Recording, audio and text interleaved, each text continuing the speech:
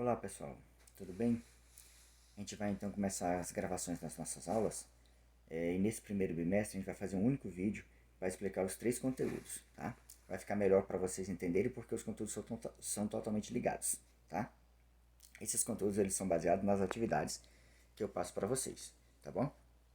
Então nesse primeiro momento a gente vai estudar sobre a origem da sociologia, sobre a formação ou a construção do pensamento crítico, né, que as ciências sociais elas desenvolvem, e também a criação do pensamento antropológico, ou seja, uma forma de pensar baseado nos estudos das ciências sociais, tá bom?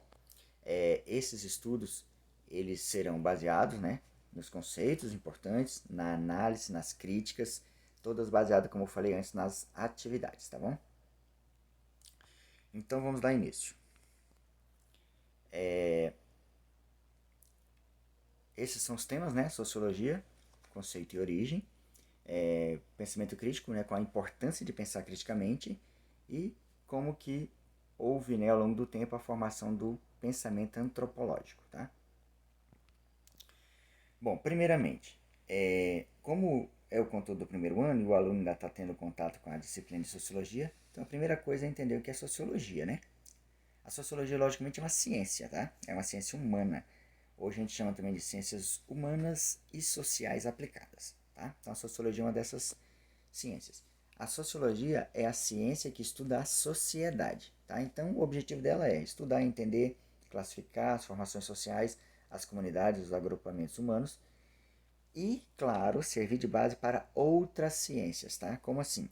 A sociologia, então, desenvolve estudos e esses estudos serão usados por outras áreas do conhecimento, tá? Para fazer intervenções na sociedade, ou seja, para melhorar a sociedade. Outras ciências usam do conhecimento da sociologia, tá? Então a sociologia é o estudo da sociedade e serve de base para essas outras ciências, tá bom? A sociologia, a gente pode dizer que ela é composta da economia, da ciência política e da própria sociologia, tá? Que é a parte social, a parte econômica, né? E a parte política. Porque a gente, voltando no tempo, né? Porque a gente vai entender a importância de uma ciência baseada nesses três fatores, né? Ou seja, por que ela se originou?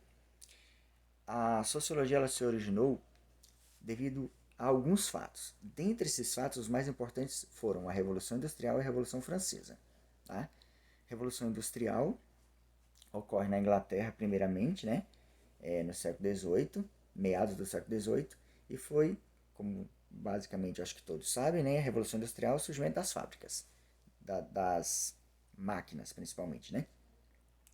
Bom, com o crescimento das fábricas nas cidades, né, o aumento da população, as pessoas iam da zona rural para a cidade, né? Através do êxodo rural, então as cidades iam cada vez ficando mais cheias, né? Abarrotadas. E aí então essas cidades ofereciam empregos e tudo mais. Só que o emprego nas fábricas era terrível. Então a vida das pessoas, de uma hora para outra assim, começou a mudar e começou a virar um caos, na verdade, né? Porque não havia direitos trabalhistas, né? As pessoas viviam em condições precárias e tudo mais. E muitos ainda não tinham emprego também, né? Nessa confusão toda. Então imagina que estava tendo uma situação muito complicada e era preciso se estudar essa situação para resolver. Logo na sequência nós vamos ter a Revolução Francesa, 1789. E do mesmo jeito que a Revolução Industrial, a Revolução Francesa mudou muita coisa. Né? A Revolução Francesa provocou instabilidade em tudo, mudou a questão política, né? Acabou o absolutismo, começou a surgir um sistema assim, digamos, mais voltado para a democracia, mesmo sendo uma democracia ainda bastante restrita, né? A questão econômica, um caos, né? Devido à violência, à destruição de tudo, porque a revolução também teve essa parte da violência, né? Então guerras também, e era um clima de instabilidade terrível, né? Instabilidade política, econômica e social. Bom, aí no meio dessa confusão toda, dessas duas grandes revoluções, aparece a figura de um cara que depois vai ser chamado de pai da sociologia, para alguns, para outros também não, né? Que foi o Auguste Comte. Esse filósofo, ele, que era francês, né? Ele entendia que era preciso estudar a sociedade através de um projeto, né? De melhoria e progresso. Ou seja, a sociedade tinha que ser estudada para que construísse um projeto de melhoria da sociedade, né? Esse projeto, lógico, ele viria através do avanço da ciência e da tecnologia, né? Da organização social, da disciplina individual. As pessoas, então, iam chegar ao progresso através desse estudo que, logicamente, ia propor essas melhorias, tá bom? Então, a sociologia surge dentro desse contexto, dessas confusões e desse propósito do Augusto Comte. Essa teoria do Augusto Comte é chamada de positivismo, tá? Não podemos esquecer disso porque é o início, né, da sociologia, tá bom? Bom, como que uma área de estudo que estuda a sociedade, várias coisas diferentes, várias formas de pensar, ou seja, um negócio bastante difícil, né, de ter um parâmetro, porque cada pessoa pensa de um jeito. Como que a gente pode dizer que uma área de estudo dessa forma vai se chamar ao longo do tempo de ciência, de uma ciência social? Como que é possível a sociologia ser uma ciência, se não há consenso entre os estudiosos, né? Bom, por quê? Porque a ciência, ela passa por alguns processos, né? Por exemplo, elabora métodos sistemáticos ou sistematizados, né? Que, através de hipóteses, né? Começa a desenvolver esse estudo para fazer com que essas hipóteses sejam testadas, logicamente, se essas, em busca, né, de um parâmetro, de uma resposta, né, produzindo dessa forma dados. Se for o caso, cria-se outras hipóteses, né, ou seja, de forma que tenha resultados organizados, né. E aí nós vamos ter, então, um método científico. Caso contrário, a nossa opinião, o que a gente adquire no nosso dia a dia, que não passa por nenhuma dessas testagens, né, nenhum método reconhecido, nenhuma análise de dados, é o que nós chamamos de senso comum. Então a sociologia, ela tem sim um objeto de estudo, que é a sociedade, tem todo um método de estudo. Tá? Então por isso que ela é uma ciência social. Tá? Olha que coisa interessante. A sociologia, como eu falei lá no início, ela cria diversos estudos, né, diversos conhecimentos. Só que não é a sociologia que propõe soluções. Então, vários profissionais de outras áreas, como um jurista, por exemplo, ele acaba tendo que ter os conhecimentos produzidos pela sociologia, né, para que ele possa ter uma visão maior e mais ampla dos crimes e das leis. O médico, né, quando ele se depara com uma determinada epidemia, ele vai então fazer ali uma análise dos estudos diagnósticos com os estudos sociológicos para saber como foi que essa doença apareceu e tudo mais. Então, os conhecimentos da sociologia são usados por outros profissionais para fazer então uma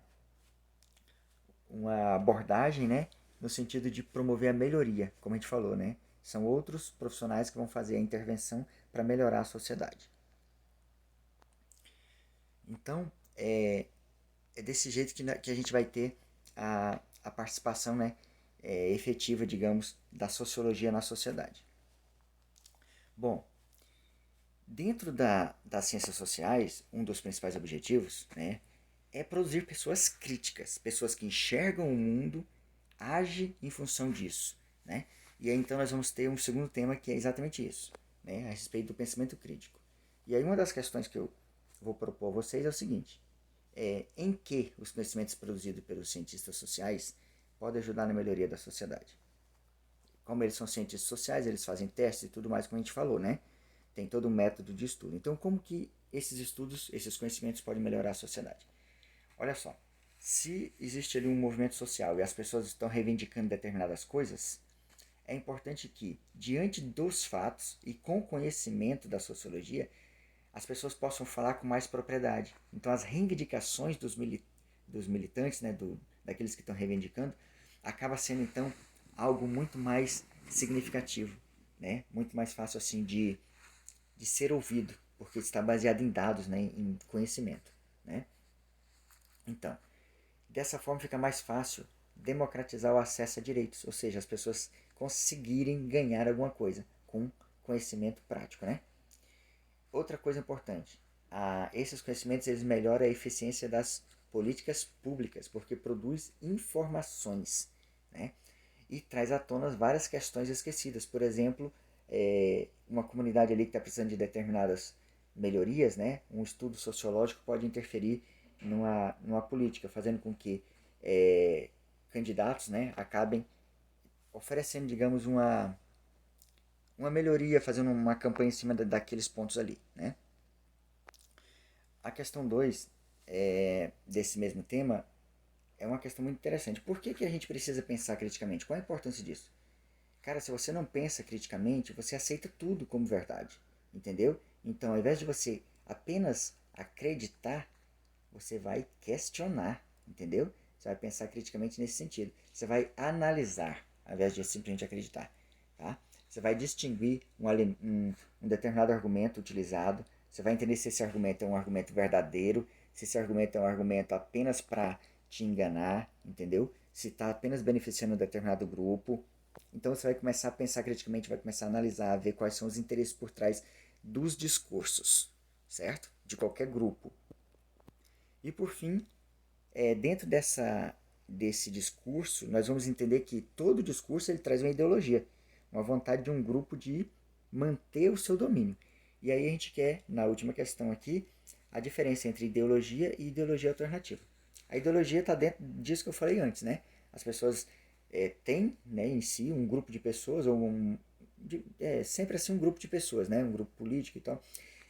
Ele tem uma ideologia, um conjunto de ideias e valores, né? E que isso reflete o interesse deles e que na maioria das vezes é para favorecer a eles mesmos, é claro, né?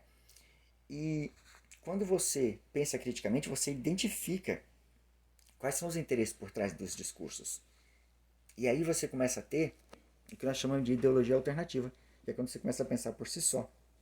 Quando as suas ideias e crenças começam a questionar o interesse dessas outras, ou seja, desestabilizam essas ideologias dominantes, tá? Então é algo extremamente importante você pensar criticamente, porque você se liberta desse pensamento, digamos assim, dominado, né? Um pensamento que não te leva a lugar nenhum, né? Mas te deixa sempre preso ao pensamento dos outros. Bom, para fechar essa parte, nós vamos falar sobre a construção do pensamento antropológico. Olha, dentro da área das ciências sociais, né, nós temos várias ciências, e uma delas é a antropologia, tá?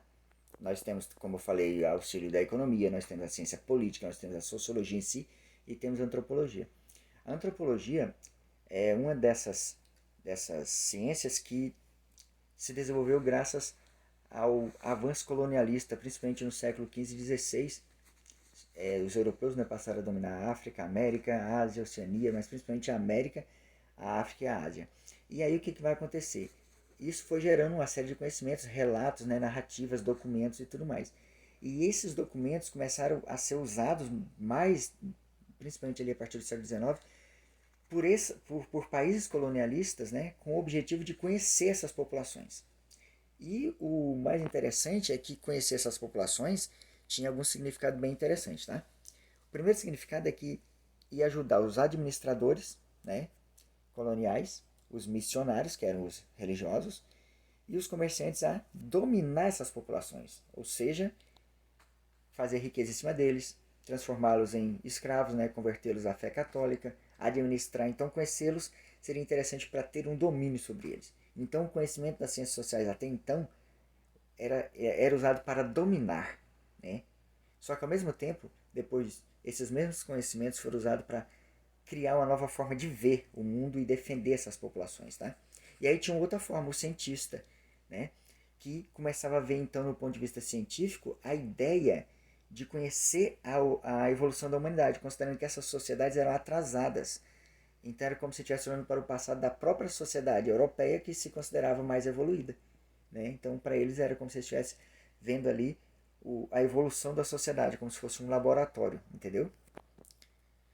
Bom, no meio de tudo isso, esses europeus, então, com ideia de domínio, eles traziam uma ideia bem interessante. Eles colocavam assim, ó, que quando eles iam dominar determinados povos, eles não estavam dominando no sentido dominar, explorar, escravizar. Eles estavam ajudando esses povos. Eles colocavam que isso era um favor que eles estavam fazendo. Por quê? Porque eles já tinham evoluído, então eles tinham a obrigação de levar a evolução também para esses povos, levar o progresso.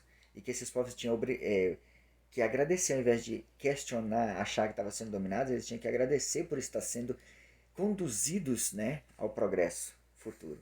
Então observa como o conhecimento, se ele for mal utilizado, né, ele vai levar sempre ao lado do domínio. Mais adiante a gente vai ver que esses mesmos pensamentos, tá, ajudaram a preservar essas populações, preservar suas culturas, tá, e levar ao entendimento de que não existe cultura melhor que a outra, tá? Então é isso, pessoal. Tá? Muito obrigado. Estamos sempre à disposição.